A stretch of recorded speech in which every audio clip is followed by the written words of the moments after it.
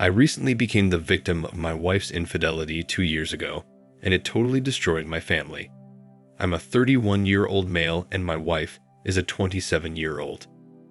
For this, I will refer to my wife as Deidre and to myself as Dave. We have 2 kids, a daughter age 4 and a son age 2. I'll call them Sammy and Timmy. We got married nearly 6 years ago. I'm not going to get specific about my line of work, but let's just say I have a good job. My wife and I met in her final semester of college, and we got married 13 months later. She followed me to the East Coast, where I worked for 4 years and where our kids were born. Earlier in the year, I was given a promotional opportunity to run one of our offices located within 15 minutes of both our hometowns.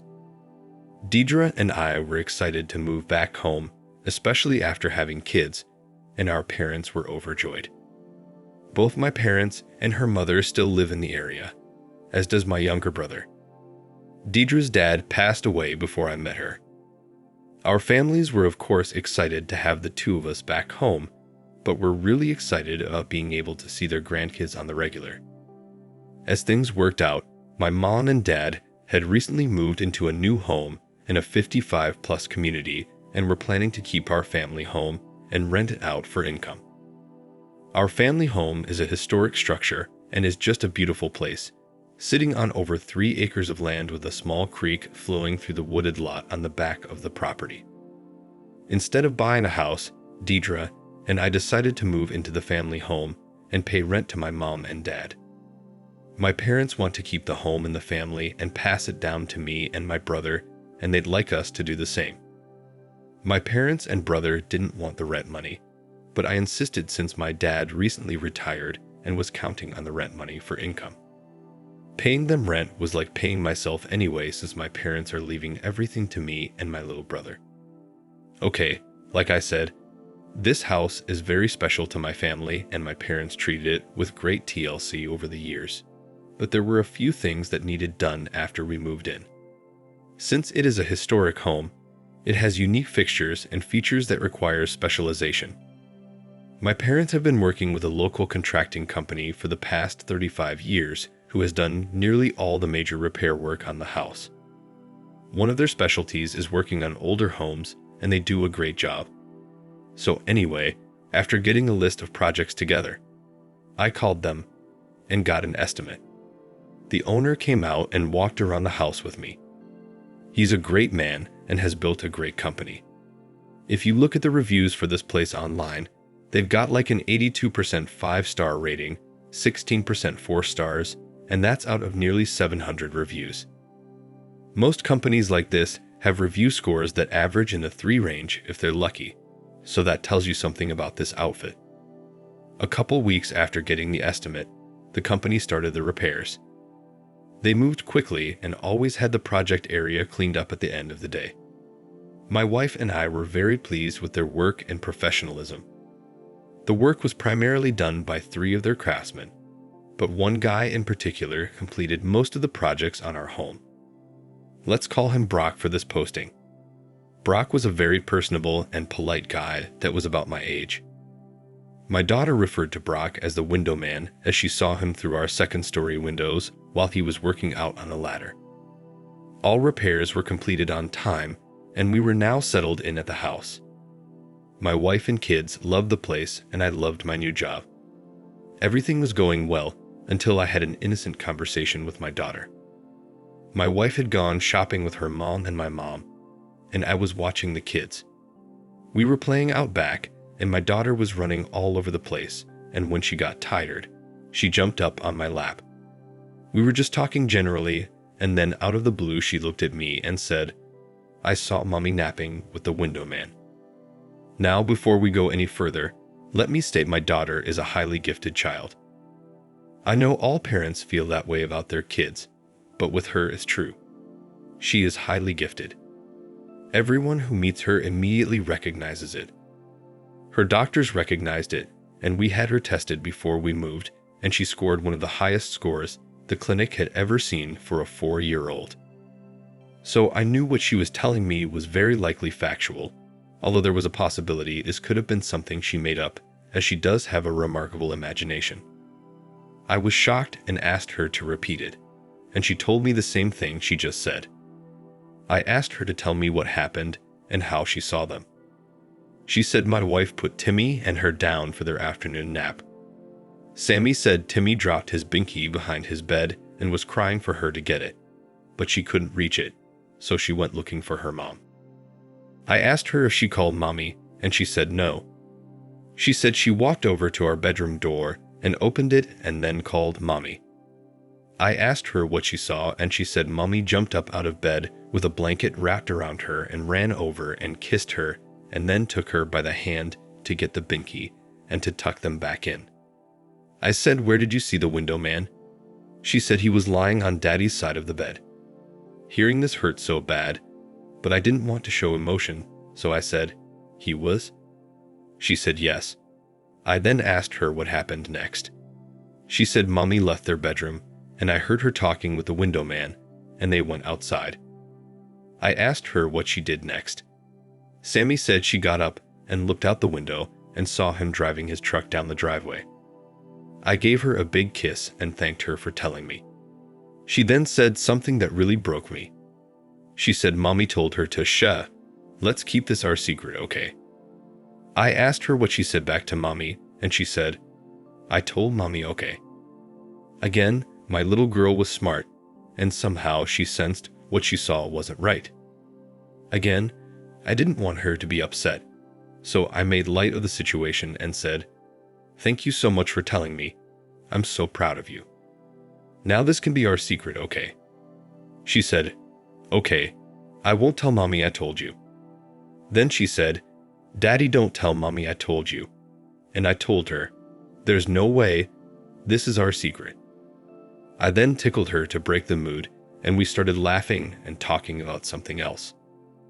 I could tell this secret my wife asked her to keep was really upsetting my daughter, and after telling me, I think she felt relieved. My wife came home with our moms in tow, and she summoned me to come inside with her while our moms went out on the back porch to watch Sammy and Timmy. When I got outside, my wife showed me a gift she bought for Sammy. It was a gift Sammy picked out for her birthday, which is not until October. I asked why she bought it now, and she said she wanted to give it to her now. This was surprising as Sammy wasn't asking about this gift and was not expecting it until her birthday. Also, my wife and I have a clear understanding with Sammy of when she will get large gifts.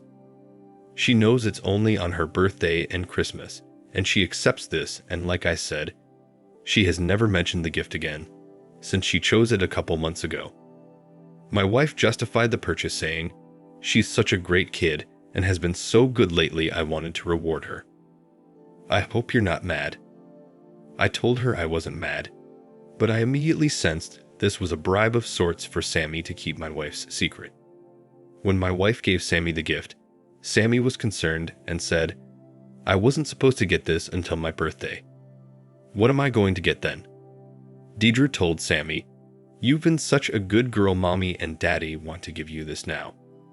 Sammy surprisingly said, no, I want to keep it until my birthday. I don't want it now. My wife kept coaxing her to open it, but Sammy didn't want to and looked at me for backing. I spoke up and told Sammy, let's take this upstairs and put it in your closet. My wife was stunned by Sammy's reaction, but it didn't surprise me. Like I said, she's very smart, and she didn't want that gift until her birthday. We took the gift upstairs to her closet, and she seemed relieved to not have to open it. When Sammy and I came back downstairs, my dad and brother had arrived, so we spent the rest of the day eating and enjoying family time. I was going through the motions and having fun with my family, but my mind was preoccupied with what Sammy told me. Later that night, I was going to confront my wife, but decided not to, since if what Sammy said was true, my wife would likely deny it. Instead, I told my wife I needed to wake up early Sunday morning to do some work for my company using our home computer. She was fine with this and asked if I wanted her to get up with me to keep me company, and I told her no. When I woke up, I did a complete check on our home computer and there was nothing. Then I went on her phone and entered her password and again nothing. I thought to myself, Did Sammy make this whole thing up? She could have, but her details were too descriptive not to be true. The rest of the day we spent over at my parents' visiting with my aunt and uncle who had flown in from out of town. I hadn't seen them in over 2 years, so it was good to visit with them, and to introduce them to Timmy, who they had not yet met. We had a great day, and everything appeared to be normal with Deidre. She was her ever-loving self and showed no signs of anything. I returned to work on Monday, but the thought of what Sammy told me was still on my mind. So several times during the day, I drove over past my home to alleviate my suspicion. I did the same thing on Tuesday and then again on Wednesday. There was nothing, but I just had a strong feeling Sammy was right. I thought of hiring a private investigator, but instead I decided to buy a camera system at Best Buy. I installed the camera system when Deidre and Sammy were out attending an evening event at our local nature center, and I was home watching Timmy. I placed the camera outside near the garage looking down the driveway, a second camera in the living room, and the third camera in our master bedroom. I placed each camera where they could not be seen unless your eyes somehow stumbled upon them. I was concerned, however, that my wife may notice the camera in our bedroom. Though it was up on the crown molding and completely blended in as our crown molding is white with black trim, it was in sight if you were laying on your back looking straight at it. I turned the system on when I left for work every day and turned it off before I arrived home. Since my wife and kids don't spend much time in the living room, our bedroom, or on the driveway during the day, they did not set the cameras off much. When the cameras are triggered, I receive a text alert. Everything was normal until the following Tuesday at 1:46 p.m. when I got an alert from the driveway unit. When I checked, I saw a truck from the contracting company coming up the drive. I then saw Brock get out, walk up to my front door, open it, and go in. I next got an alert from the living room camera, and there I saw my wife kissing Brock. Worst fears confirmed, Sammy was right. With this, I rushed out to my car and started heading toward my house. On the way, I called my mom and told her what was happening and asked her to meet me at my house as soon as possible. My brother, aunt, and uncle were also there, and I told her to bring them. On the way over, I spoke with them on the phone. By this time, I had gotten an alert from the bedroom and knew what was likely happening there. I was really upset but held it together, giving instructions to my family. I told my mom and aunt I wanted them to take the children outside when I confronted Deidre. I then asked my uncle and brother if they could accompany me in my bedroom when I confronted Deidre. I explained I wanted them as witnesses and to prevent me from doing something violent. They readily agreed. We parked on the driveway down from the house, blocking Brock's truck in, and walked up to the front door. The door was unlocked, and we all entered the house. Our bedroom is on the back of the house, so there was no chance the cheater saw or heard us approaching. I led the way, with my brother and uncle right behind me, and my mom and aunt behind him. The noise from the bedroom drowned out any noise we were making walking up the stairs and down the hall to the bedroom. My heart was beating out of my chest at this point. I motioned for my mom and aunt to go past us to the kids' room. I then looked at my uncle and brother and asked if they were ready, and they nodded yes, and with that I opened the door and walked in. My wife screamed, "Oh no, oh my God." And with that, Brock dismounted and fell back on the floor, started apologizing and reaching for his clothes. I had my phone out and was filming and said nothing. I just stood there in silence, moving my phone camera back and forth.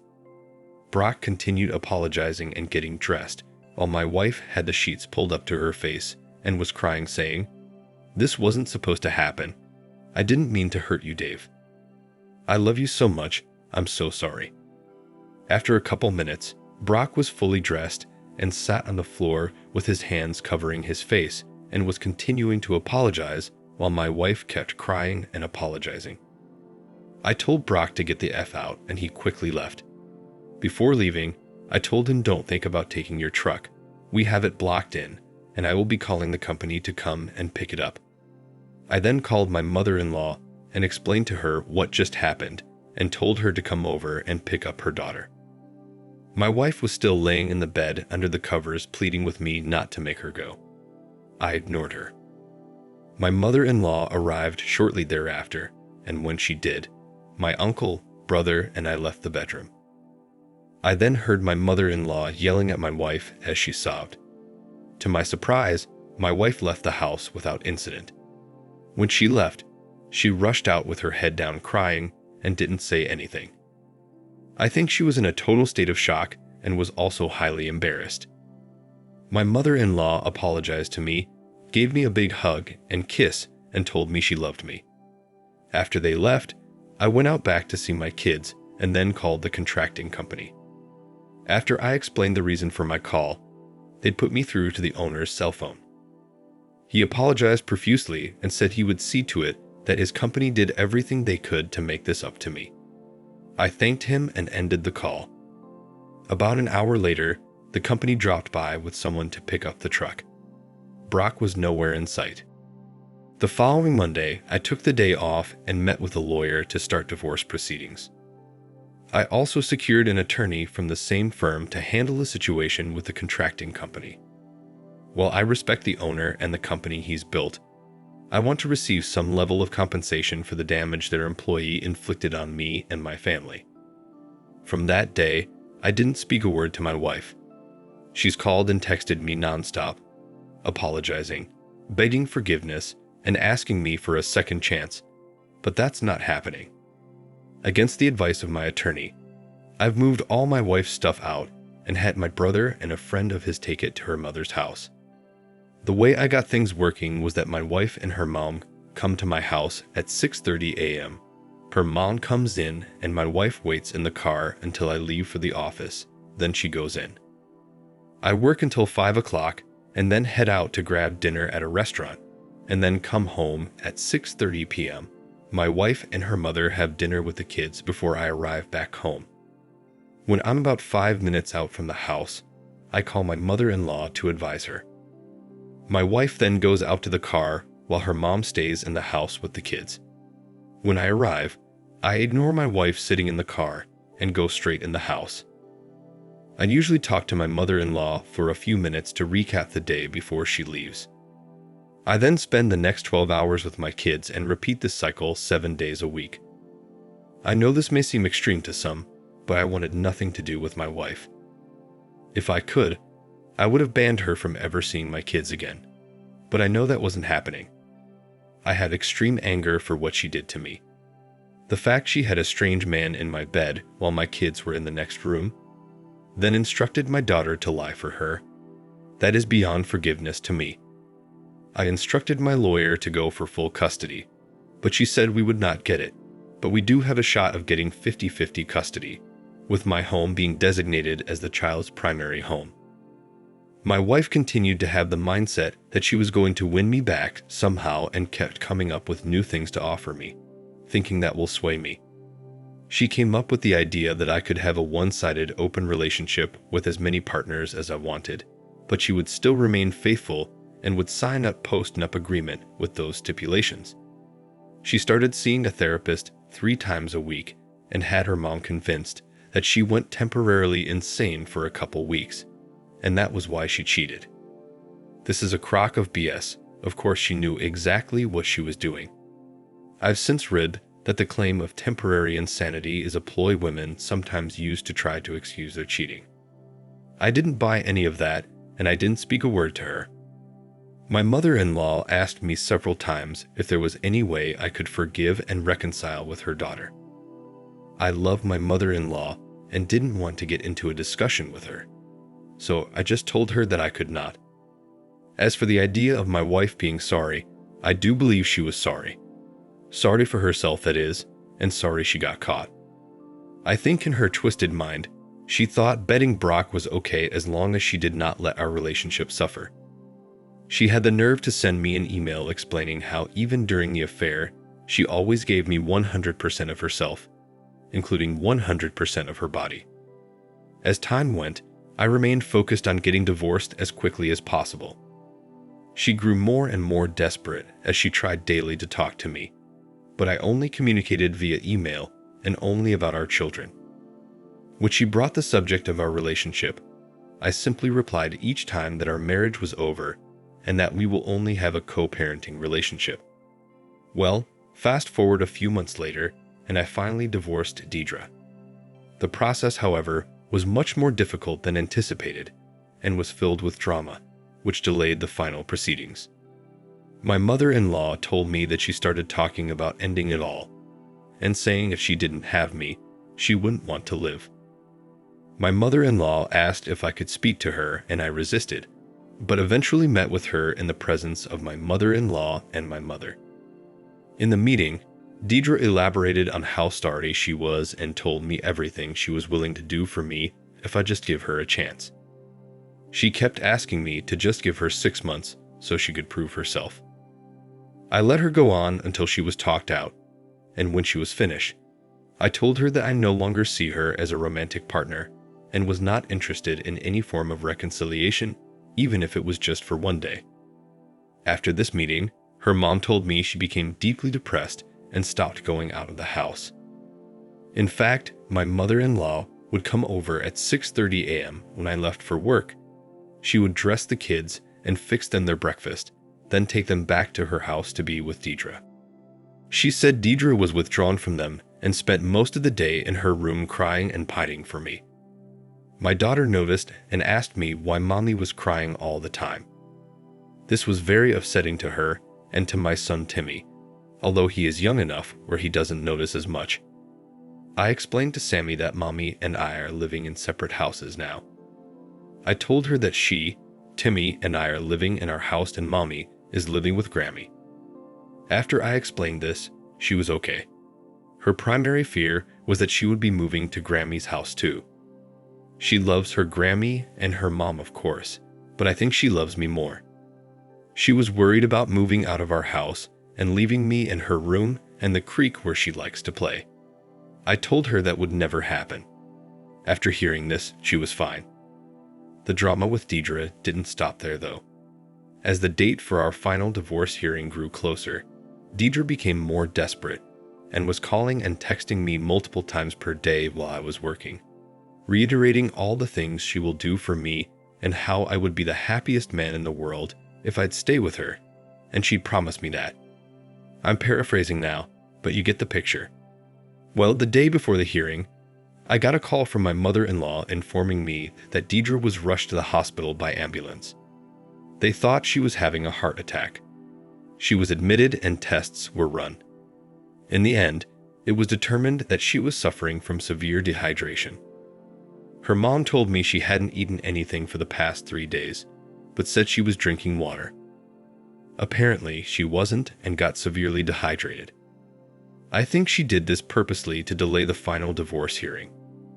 Well, her shenanigans worked as the hearing was delayed until after the first month of the year, then was delayed again due to weather.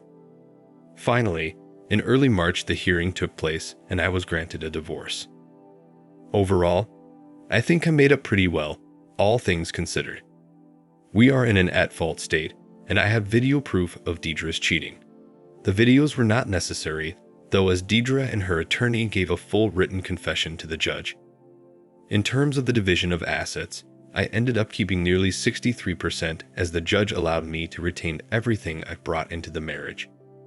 Even so, Deidre ended up getting $71,000 from me as well as child support, but no alimony. Like I said, I made out pretty well, but the idea of paying child support to her just burns me. We split custody 50-50 with my home being the primary home. I'm paying my 50% and also paying her 50%. How is this fair? Shouldn't she have to contribute? The court system seems to be totally rigged against fathers.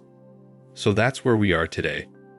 We still have the same 6:30 a.m. to 6:30 p.m. arrangement 7 days a week, and it's working well, especially for my kids as they get to see both parents every day.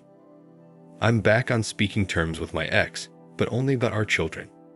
If she asks me how I'm doing, I just redirect her and say let's keep it to the kids.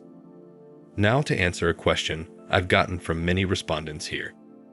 Have I told anyone else about the conversation I had with Sammy where she told me mommy was napping with a window man?